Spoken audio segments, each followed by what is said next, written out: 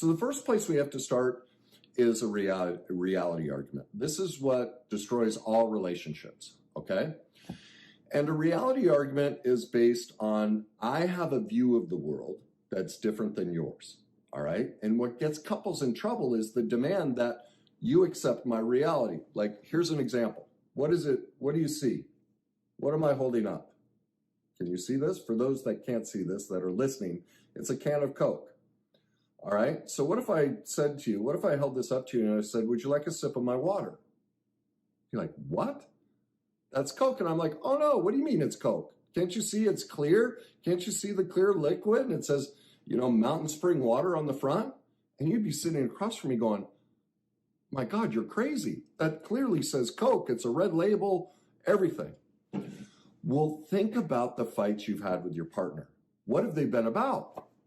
Different realities. Most couples that I work with, they come to and they tell me about a situation, and one partner speaks and says, this is what they did. And the other one goes, oh, no, no, no, no. This is what I did. They have different realities. Now, the thing is we can never change a person's reality. And our desire to change their reality is about us, not them. And when you go to the website, I give you some questions so that you can start working through and seeing that your relationship is struggling because you're fighting over realities. You have different views, different memories, different interpretations of what's been said, what's been done, what's going on. And that's at the heart of your fight and your struggles. And so when we, as the person who has a different reality, demand that the other side accept our reality, that's where the problem lies. The other person doesn't have to accept our reality. They get to keep their own. And so we're losing containment. Do you see what happens in that moment? When I demand that you see the world the way I see it, I've lost containment. Now you become what they call, in clinical terms, my higher power. I have given away my thoughts, my feelings, and emotions because now I'm so wrapped up in, I've got to get you to see this truth. Well, that means in that moment, that person owns me. I have completely lost containment of myself. I'm completely upset and frustrated because I have to get them to see this. And we're like, but it's true, Kenny, it's true. This is the truth. Like, they have to see the truth. Well, it's truth to you, but it's also truth to them. And you see what happens when we demand somebody accepts our reality? That means they can demand it of us. Well, flip the table. If someone's doing that to you, you'd be like, no, I'm not going to accept that as truth. And that's the secret to all of this, is learning how to accept realities, that they just have a different memory and a different view about situations. And now what we have to decide about that reality is, wait a minute, does this reality go against my morals and values, my needs and wants, and what I find negotiable and non-negotiable in a relationship? So if their reality goes against that, then we may want to look at leaving the relationship. So many people stay in a relationship where they're with someone whose morals and values, needs and wants, negotiables and non-negotiables are completely the opposite. They never sat down and really filled those out, and when they met someone, they just thought they were cute or hot and didn't really look at, oh my God, I picked somebody whose reality on these topics I don't agree with, and I'm trying to change them. Well, that's not about them. From day one, they had that moral and value, that need and want, and for them, it was always non-negotiable. But we thought we could change their reality and get them to change their morals and values and needs and wants. That means they're not the problem, we are. And so that's the first step we have to look at in this, is how are we trying to use, it's called negative control, where we are negatively trying to control the other person and force them to accept our reality, which is based on our morals and values, our needs and wants, and our negotiables and non-negotiables. And so on the website, again, you're going to answer some questions to see if that's at the heart of your relationship struggle. Now, many times people, when they do that exercise, they sit and realize, oh, we have a lot more in common. It's just our recollection of events is different. And this is where we move to the second phase of what we're going to talk about, the ground rules for both the speaker and the listener in a disagreement.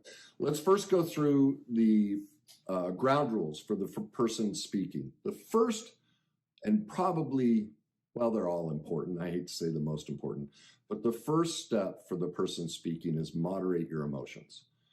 So many times we go into these and we have a reality disagreement and we're just on fire.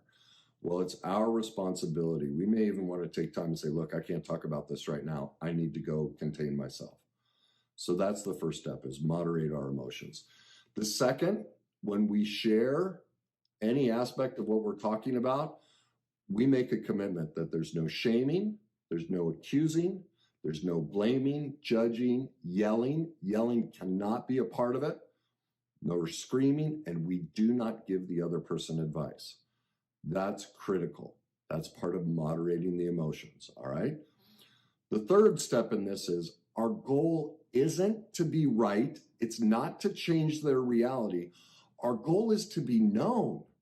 Look, I honestly see this as water, and I want you to know that about me, okay?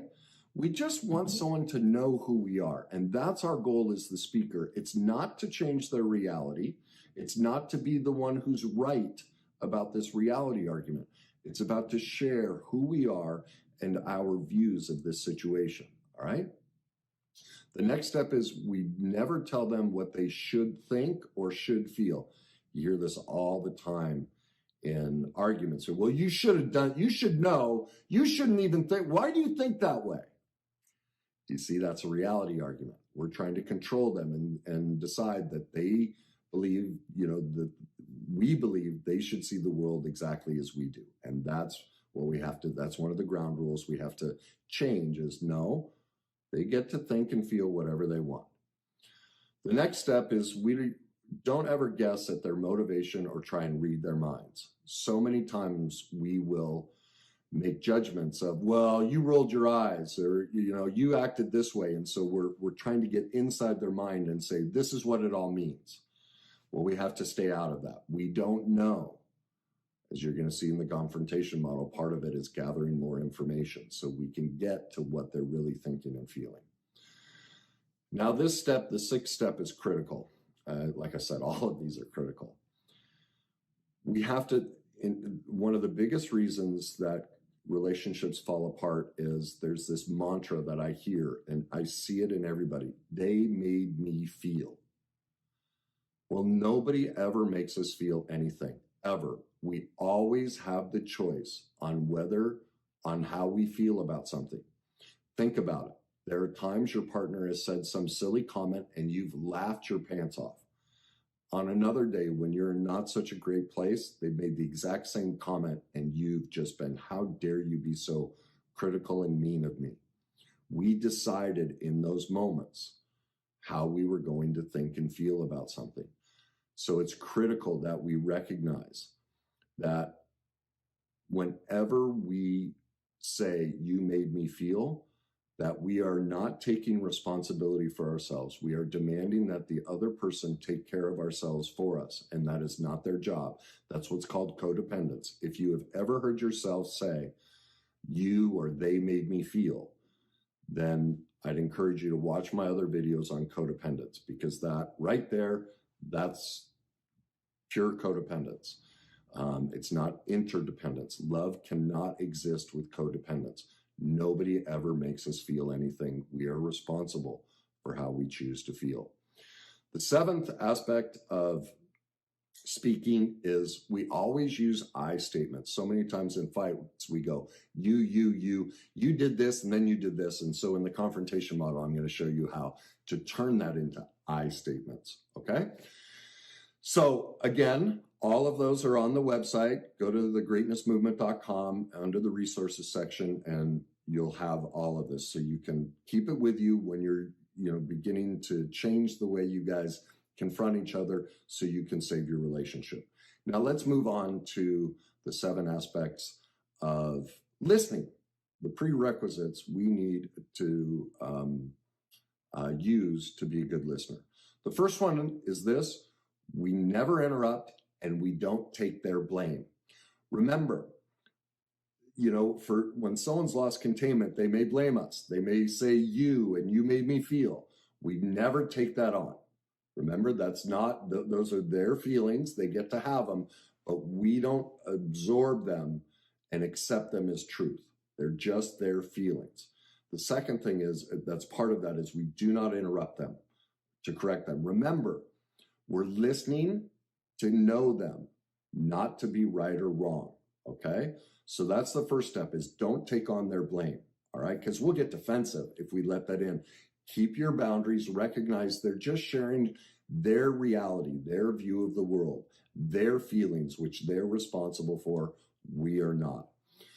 That's the second one. Remember, we're responsible for our feelings and what we feel about the words they're using. We get to choose. And so we need boundaries to recognize, okay, these are just their feelings. This is their reality.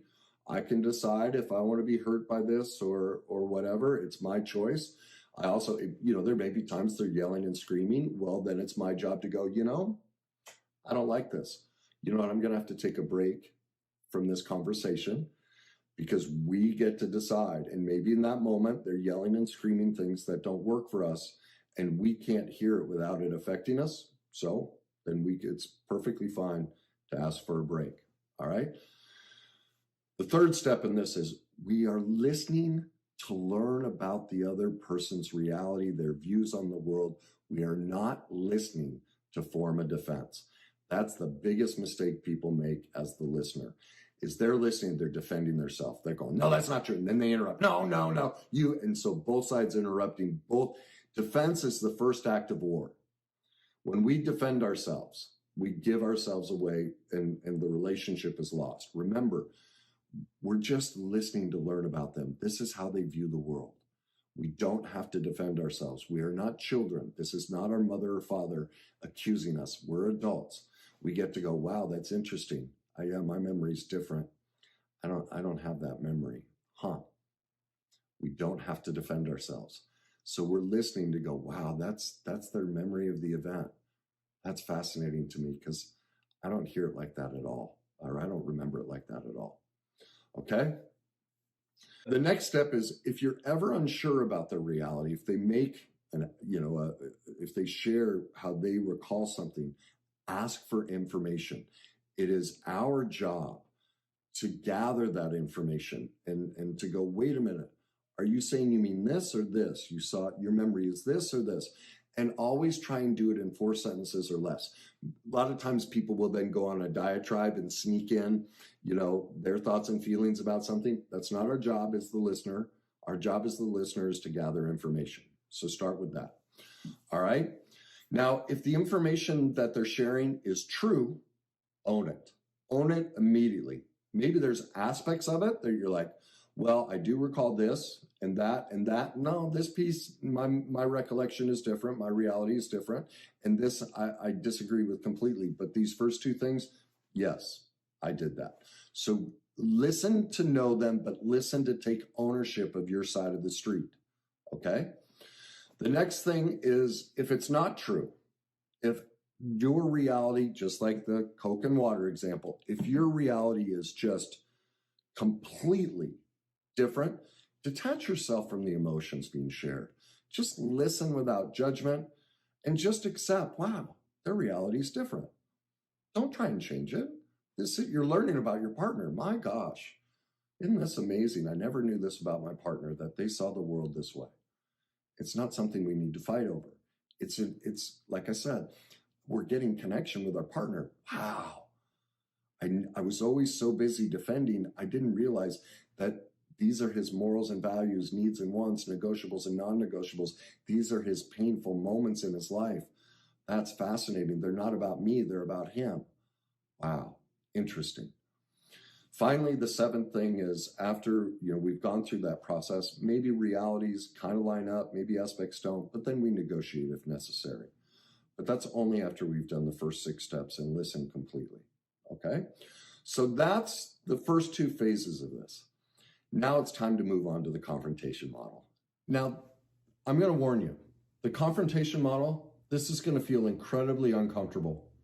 It's going to feel very dry and stilted and perfunctory, and you're going to be, this is too clinical, this isn't real. Well, I'm going to tell you the importance of not using this. I write about this in my book, Your Journey to Success, the day my marriage died. I didn't realize it till, 2 years after the divorce. But we had used this confrontation all throughout our relationship, and our relationship was incredible. And it was a year or two after the divorce that I realized the day our marriage died. And it was about 2 years into the marriage. And we were having a disagreement about something. And we were using the confrontation model, the listening and boundary prerequisites and everything I'm going to share with you. And my wife at the time was cooking something at the stove, and I'm sitting there in the kitchen as we're discussing this.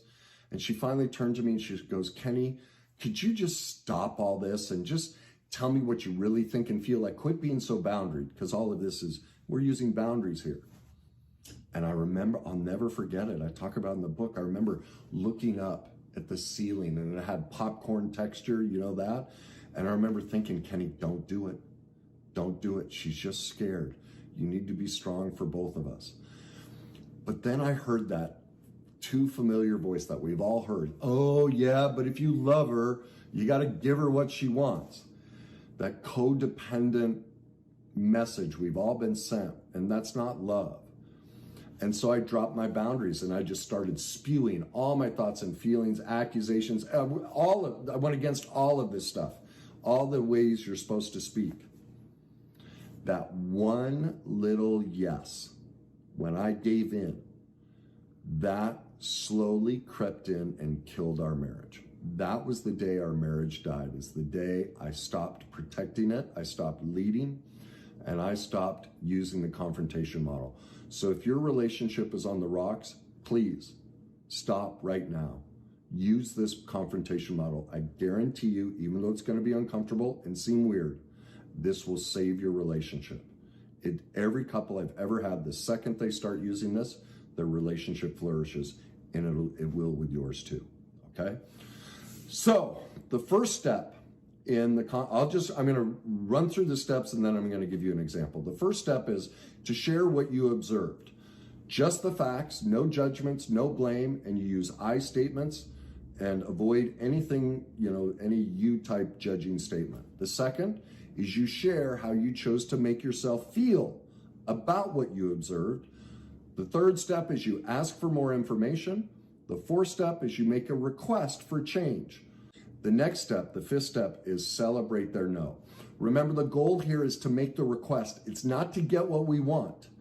We're expressing who we are and what our needs and wants are, but it's never their responsibility to meet them. And that's why we celebrate it when they say no, because otherwise, think of it. How many times have you and your partner fought over, and your fights consist of this? I've done this for you, and this for you, and this for you, and you never did this for me. Well, what that means is you did all of these things. You wanted to say no, but you were hoping you'd get this. Well, that's a manipulation. That's not love. That's why we celebrate the no, because look, I don't want to be hit over the head with all of this. I don't want someone keeping score. I don't want someone filled with resentment, and I don't want someone throwing it back in my face how they did so much for me, because that's not freely given. There's a cost to that. So that's why we love it. The most loving thing we can ever hear our partner say is no. And so when they say no to our request, oh my God, I'm free. Thank you so much. Now, some of those no's may go against our morals and values, needs and wants, negotiables and non-negotiables. So step 6 of the confrontation model is, after we go off and think about it, we come back and we share, here's what I've decided to do for myself about this situation. All right. Step 7 is we meet the need ourselves. We always, before we have a confrontation, we have a backup plan in place in case our partner refuses to agree to, the change or the request that we make, okay? So how would this look in practice? Let me give you an example, because that's, it's like, okay, that's too clinical. All right, so Let's see, what would be a good one? What do most couples fight about? Intimacy. How about that? A lot of couples fight about intimacy. So here's how you would start the confrontation. First, you go, hey, I'd like to have a discussion about the intimacy in our relationship. Is that something we can schedule? And you negotiate a time. Now, let's say we've negotiated it. We both show up. We're present and available for the conversation. And here's how the conversation would go. You know, it's been my observation that over the last 3 months, whenever I've tried to be intimate, my recollection is that I've heard no.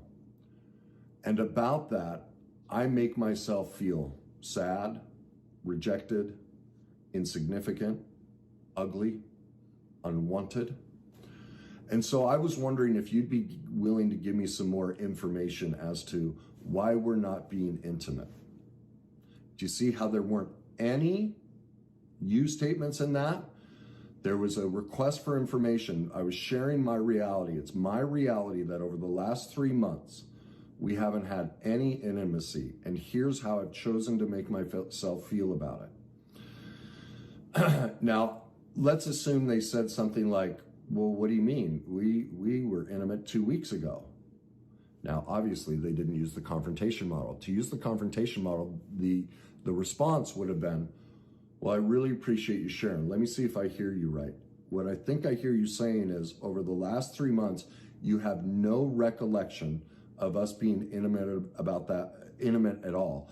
And about that, you feel sad, rejected, unwanted, ugly, and there were a couple of other feelings that I can't quite recall. Am I hearing you correctly? See, the first thing is they give back what they heard. They show that they listened. They're not here to, say that's not true. It's, am I hearing you? Have I got it right? Oh, yes, that's right. Well, just these other two feelings. Okay, great. Well, you also asked for more information. Are you in a place where you're ready to hear that right now? Yes, I am. Okay, well, my recollection is 2 weeks ago when we went over to Bob and Susie's for that dinner party, we both had a drink or two, and I remember coming home and us doing A, B, C, and D that led to intimacy. Do you have any recollection of that happening at all?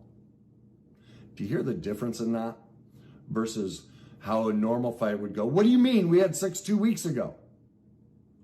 Where does that get you? Defensive. First, the speaker never felt cared about, never felt listened to. All right. Now let's say, neither one could come to an agreement on that reality.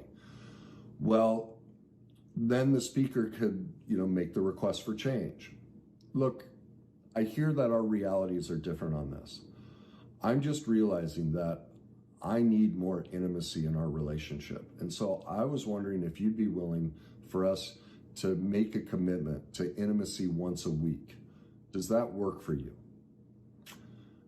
Now, let's assume they say no, all right?